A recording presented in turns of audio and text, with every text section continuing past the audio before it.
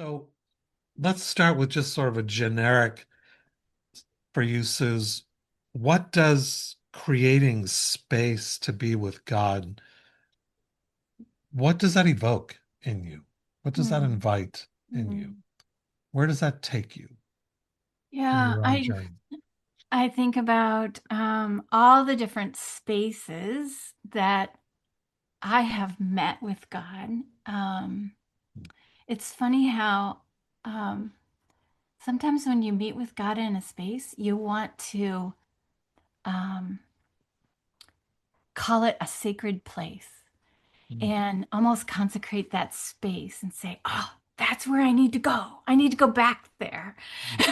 mm, And mm, you want to recreate it again and again because God met you there once.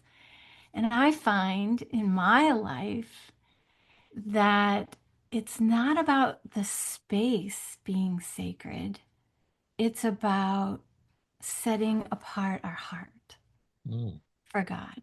mm, And that when we set apart our heart, no matter what space it's in, he meets us there mm, because that's what he longs for too, is to meet with us when we're setting apart a time and a space for him.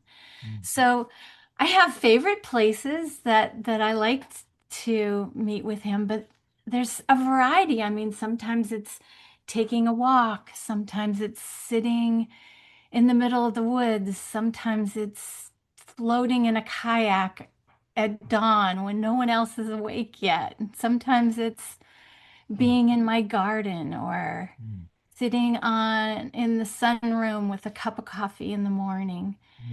mm. And I know you want me to talk about my studio because you hear lots of stories about how I meet with God in my studio, my art studio.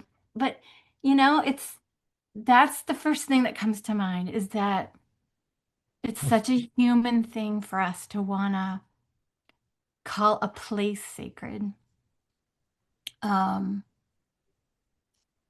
but I think it's really an invitation to um, not set apart a place, but to set apart our heart Mm. for God. Yeah.